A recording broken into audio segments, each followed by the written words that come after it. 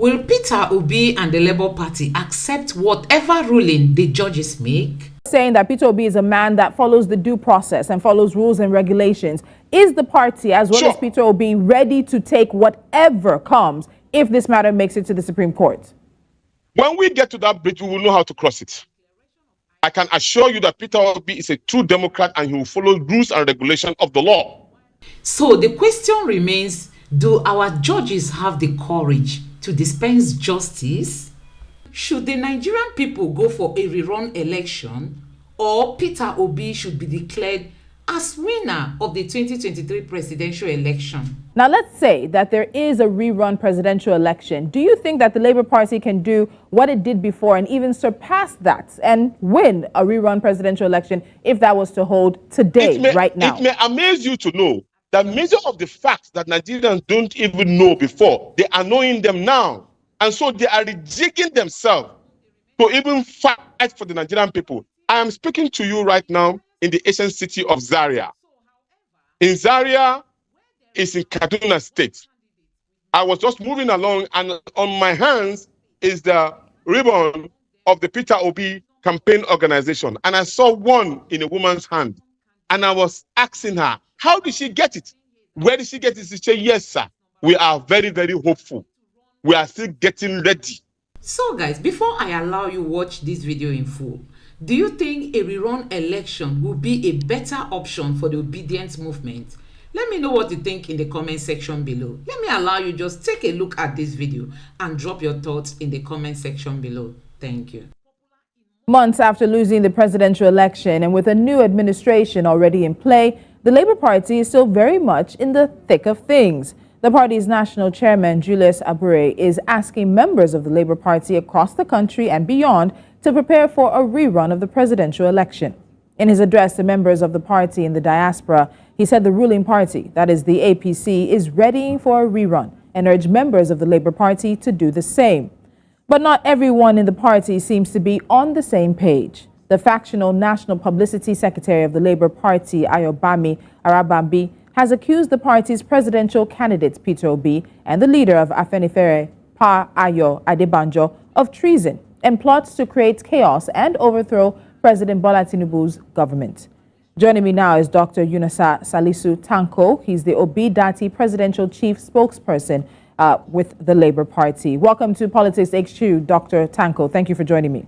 So let's start this conversation with a look at what's going on currently. So the case that your presidential candidate Peter Obi and the party have against President Bola Tinubu's electoral victory is still in front of the Presidential Election Petition Tribunal. So this urging that the national chairman, Julius Abure, is giving to party members in order to have them ready for this supposed presidential rerun that's coming, can you tell us where that's coming from?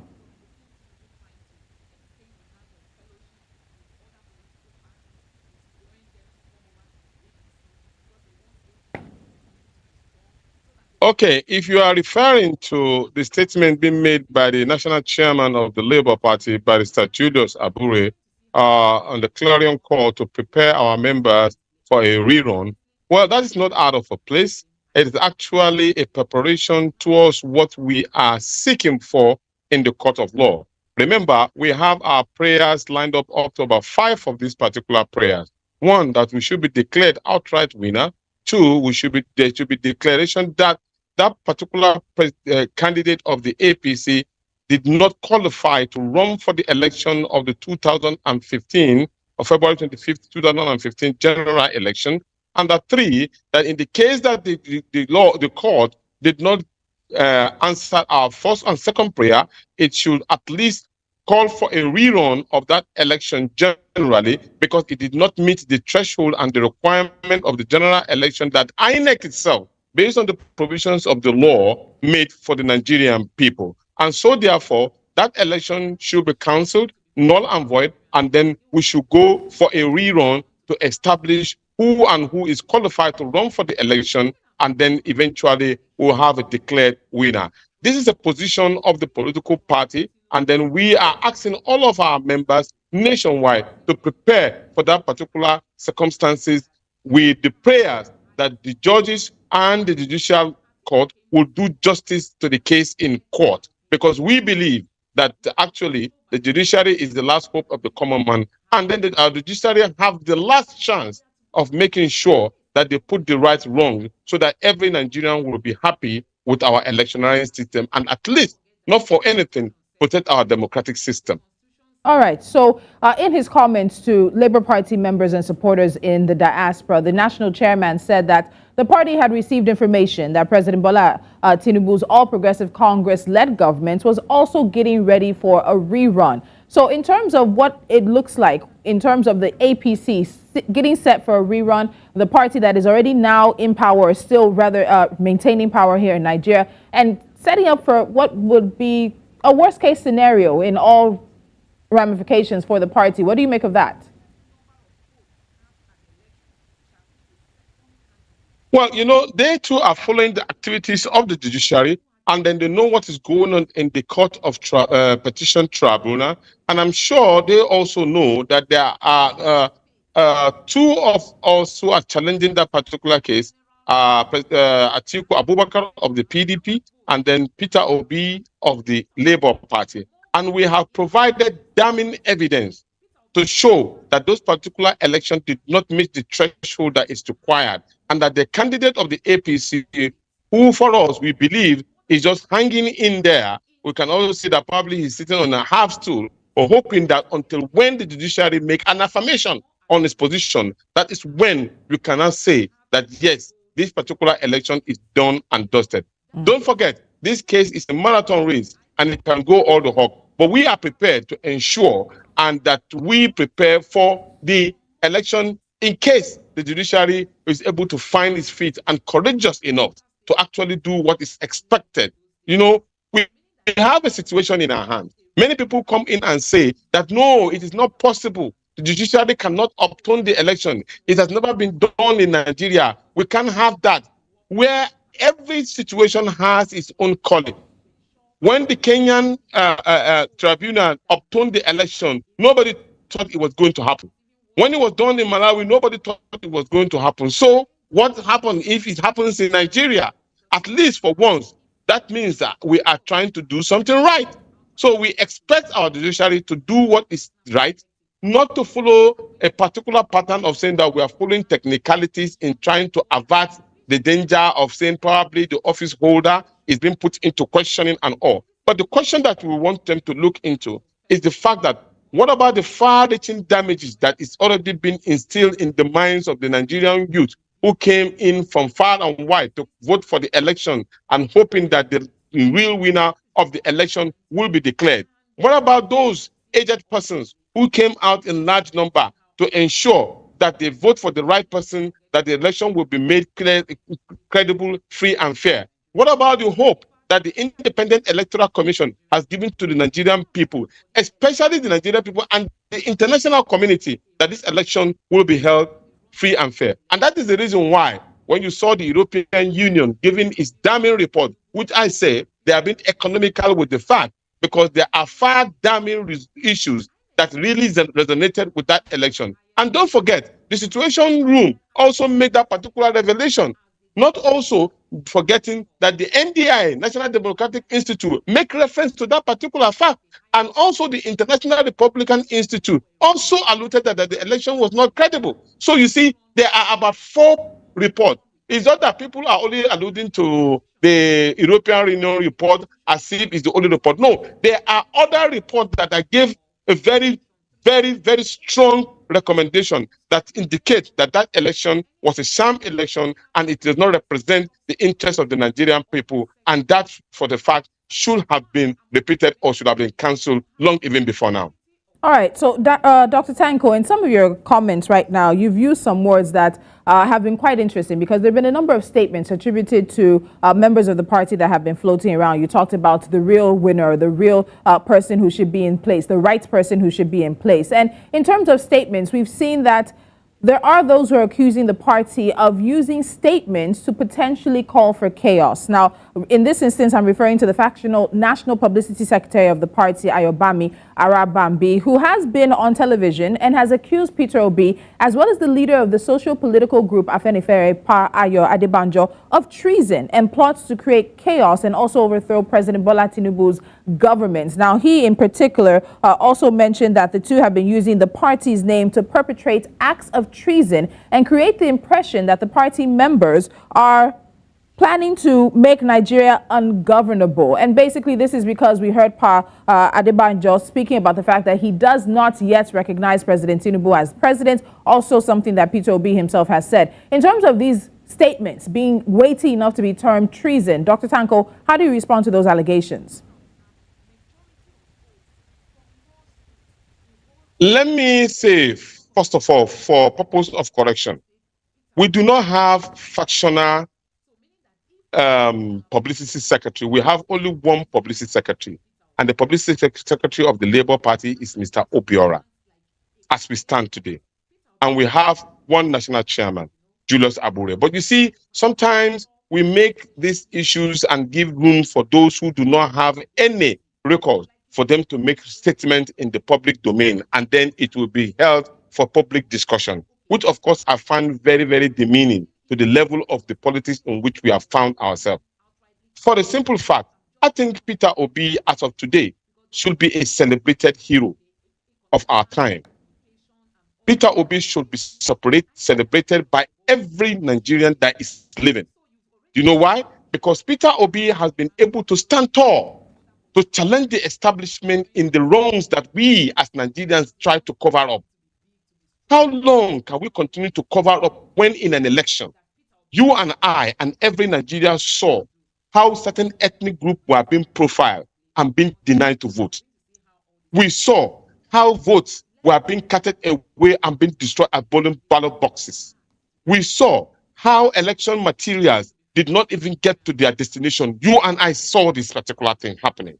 We saw in this particular Nigeria, in a country called Nigeria, how the electoral umpire was not able to declare a result of election that took place on 3 elections that took place on the same time, denying the most important one being denied from being upheld as a result of uploaded in the Viva. And then here we are, an electoral umpire who makes his own rules. Now, even in the court of law, the same electoral umpire is denying his own rule that it makes.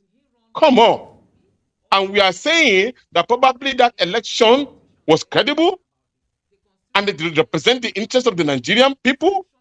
Oh, no. And with regard to Pa Ayo Adebanjo, Pa Ayo Adebanjo is a Nobel Nigerian who has represented this country credibly well. Don't forget, that gentleman is a lawyer, perfected lawyer.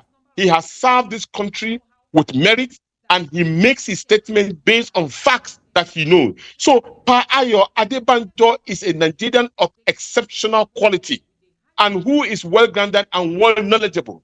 And so how do you expect a well-knowledgeable Nigerian of that nature cannot stand tall and make a statement of his own belief, what he believes, and then you deny him and you tell him probably he's conducting a reasonable offense? Come on.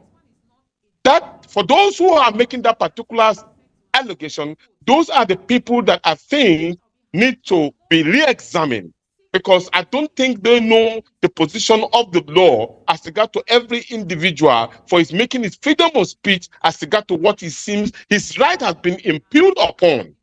As regard to Peter Obi, he has followed the right rules and regulation of the law by going to the court. He has not mobilized, which he has the capacity to do. He has not mobilized his members to be on the street or even railroad or stampede on the courts. He still followed the rules and regulations. He did not direct his members to stampede on INEC offices. He continues to tell them to calm down, that they should follow the judicial provisions of the law. That is a gentleman of perfection. That is a Democrat of repute. That is a Democrat who have shown that he believes in the right process of this particular country. And so therefore he must be supposed to be upheld and be raised high and be carried along that these are people of impeccable character.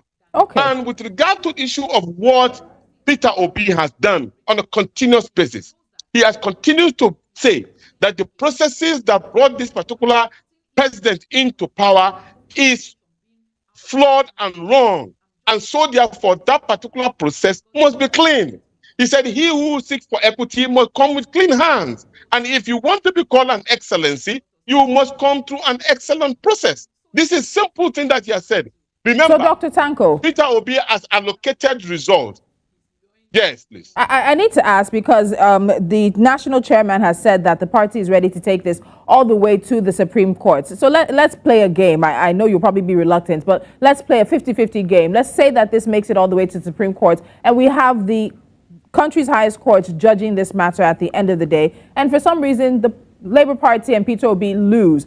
You are saying that Peter Obi is a man that follows the due process and follows rules and regulations. Is the party, as well as Peter Obi, ready to take whatever comes if this matter makes it to the Supreme Court? When we get to that bridge, we will know how to cross it. I can assure you that Peter Obi is a true Democrat and he will follow rules and regulations of the law. And because he is a true Democrat, he follows rules and regulations. That's why he's in court and he's ready to follow all the... Do you know the enormous pressure that is on this particular gentleman to withdraw his case? Because he's interested in following the rules and regulations, you ask him to go to court. And we all join together and go to court. What does that become a problem? We're already in court and we are fighting our case according to the provision of the law. Why do you have problem with that? Why do you have to use fake media report in order to say that probably we've withdrawn our case? Why do you have to use intimidation? Why do you have to use security apparatus in order to intimidate Peter Obi or any one of us? Remember, there's a point in time in which even when he traveled outside the country, he was almost hacked down to say, you are not going back to the country. Some even advised him to leave that particular country just because he's trying to put Nigeria on the right path, which majority of our leaders have refused to do. How long can we continue to sweep the truth under the carpet? And you expect him to walk in Nigeria? It won't work. Okay. So until when we start putting the rules and regulations on the pedestal of this Nigerian contest, that is when we start getting it right. And don't forget that democracy is the rule of law. It only triumphs only under the rule of law. So allow this rule of law to triumph. We are not saying anything more than this.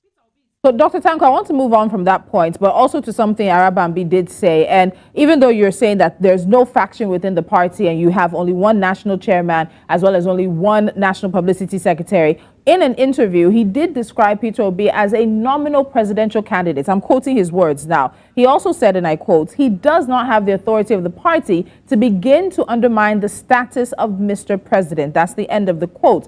When it comes to what Peter Obi is to the Labour Party, let's get into that, because there are those who see him as a flagstaff, a rallying figure, but not necessarily a national leader of the Labour Party. So a nominal president, a leader of the party, what is Peter Obi to the Labour Party?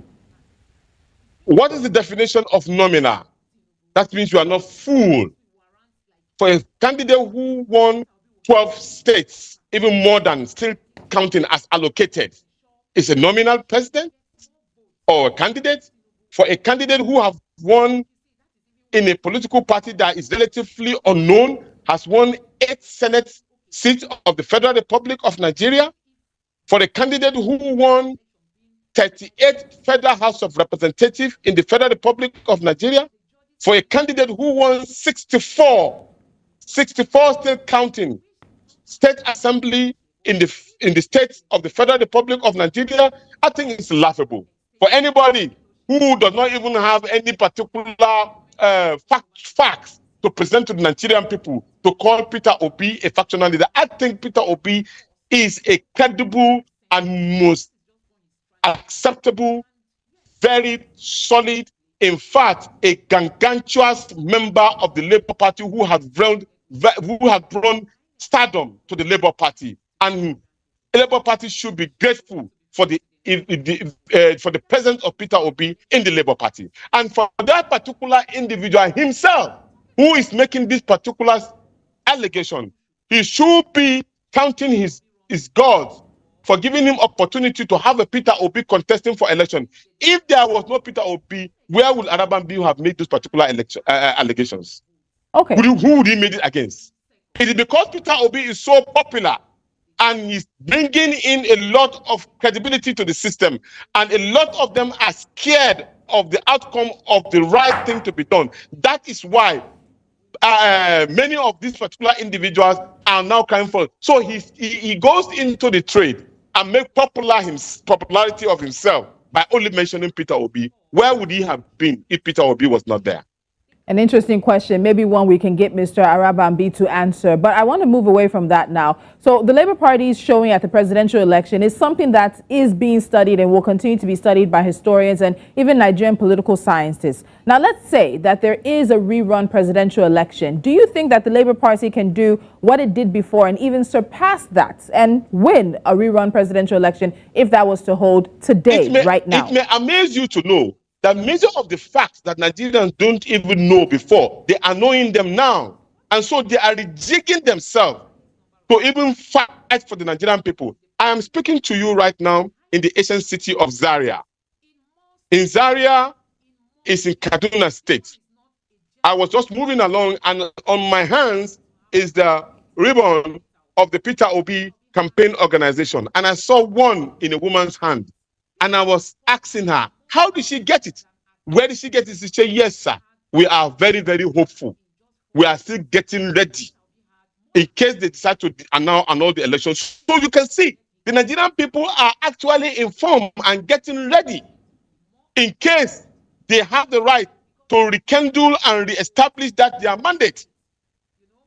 And this will also interest you to know various Lukes and Kenny of this country who did not know Peter Obi now are knowing him more, and they are determined that this is the right person to have been in that particular seat or been announced credibly. No, we're not begging, but credibly to be in that seat as the president of the Federal Republic of Nigeria. And that, of course, we will continue to pursue according to the dictates of the law.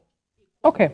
So my final question to you before I have to let you go because of time. As you mentioned, of course, we've agreed, and while it's in court, the party did not get the presidency as it hoped, but there is a court case at the tribunal on that. But Labour did walk away with a governor in Alex Otti, as well as several seats in the National Assembly. What kind of opposition will Labour provide in the National Assembly? What should we even expect from Alex Otti in order for him to do things differently from the political parties that are governing other states, whether it's the APC or the PDP? If we are selling this message, if you are selling this message to Nigerians that the Labour Party is different and is going to do things differently, what then should Nigerians expect of those who found their way to the National Assembly, as well as Alex Otti, who has found himself as governor?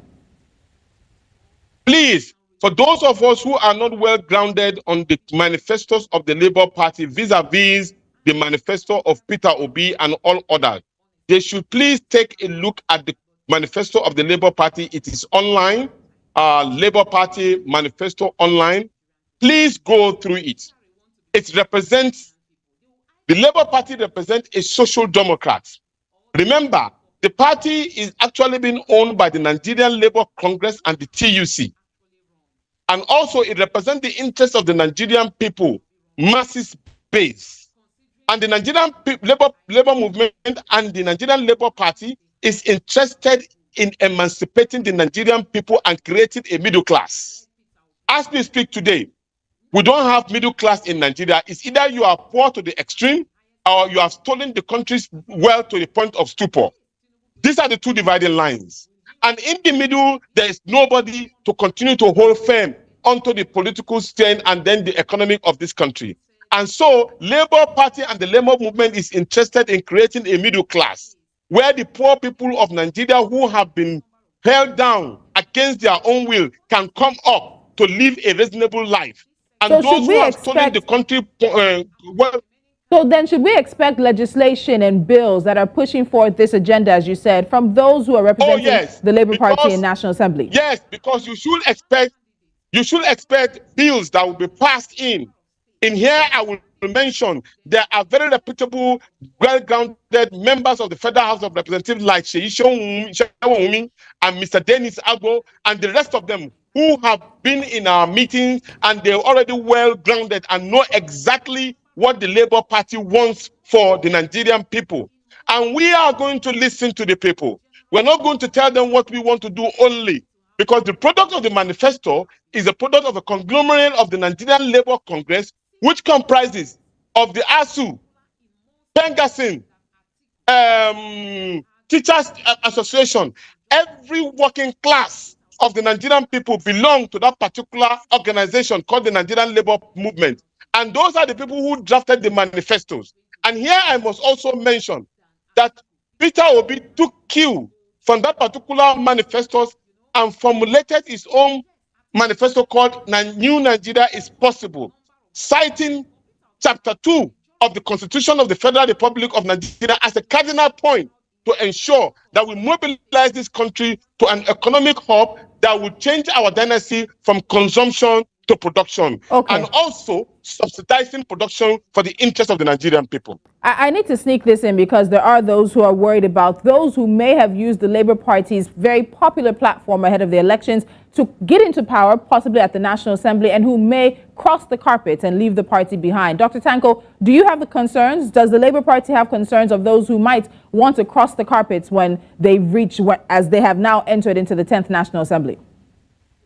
We want to appreciate the Electoral Act, which gave it a room, at least legally, to make sure that those who are already winning election under a political party will remain within that particular election. And it is also our hope that those who come in through the Obidients movement and the Labour Party and the euphoria of Peter Obi will stick we still very, very strong with this particular movement, because it will be a catastrophic mistake if any one of them fell below the line, because I will assure you that there are people who are willing and waiting to take over where they have stopped from. And in fact, as we speak, a lot of people are joining the political party in large numbers, because you see, we have only one country, and that is called Nigeria. And we must work hard to ensure that Nigeria works as a nation. And that, of course, starts with what we are intending to do for the people of this country.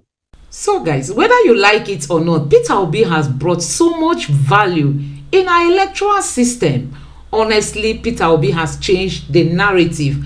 And for those people that think they could just use the Labour Party as a vehicle to grab power and then they will abandon the Labour Party for another party, they are just jeopardizing their future career in politics, because you know, Obidients are not ready to take any nonsense this time. We want people with credibility. We want people that have ideology in places of power, because Nigeria must work and must work for the better of the people of Nigeria. Let me know what you think about all this in the comment section below. Thank you.